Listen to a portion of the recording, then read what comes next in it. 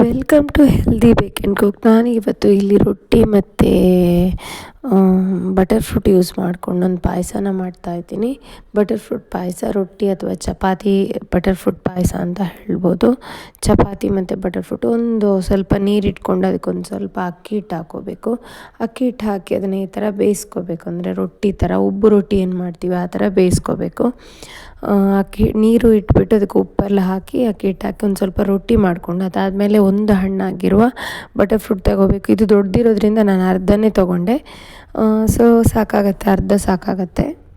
Butter fruit ಇದು pulp ಮಾಡ್ಕೋಬೇಕು. ಚೆನ್ನಾಗಿ ಪಲ್ಪ್ ಮಾಡಿಕೊಂಡು ಅದನ್ನು ಒಂದು ಬಾಣಲೆಗೆ ಹಾಕಿ ಸ್ವಲ್ಪ ತುಪ್ಪ ಹಾಕಿ ಫ್ರೈ ಮಾಡ್ಕೋಬೇಕು.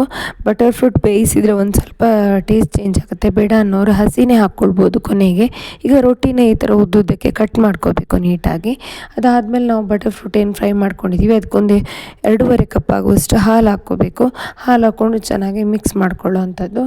ಚೆನ್ನಾಗಿ ಮಿಕ್ಸ್ ಆಗಿ ಅದು ಕುದಿದ ಮೇಲೆ ನಾವೇನು ಕಟ್ ಮಾಡ್ಕೊಂಡಿರೋ ರೊಟ್ಟಿನ ಕೂಡ ಅದಕ್ಕೆ ಹಾಕ್ಕೊಳ್ಳೋ ಅಂಥದ್ದು.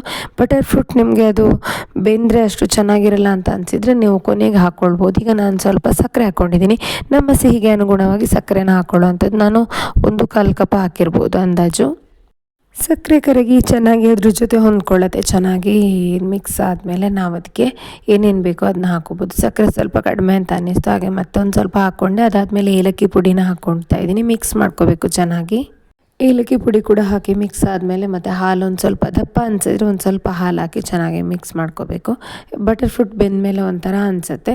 ಸೊ ಇದಾದಮೇಲೆ ಒಲೆ ಆರಿಸಿದ್ರೆ ಆಯಿತು. ಚೆನ್ನಾಗಿರುತ್ತೆ ಈ ರೆಸಿಪಿ. ನೀವು ಟ್ರೈ ಮಾಡಿ ಹೇಗೆ ಅನ್ನಿಸ್ತು ಅಂತ ಹೇಳಿ. ಬಟರ್ ಫ್ರೂಟ್ ಪಾಯಸ. ಸೊ ನಾನು ನಿಮ್ಗೆ ಸಿಗ್ತೀನಿ.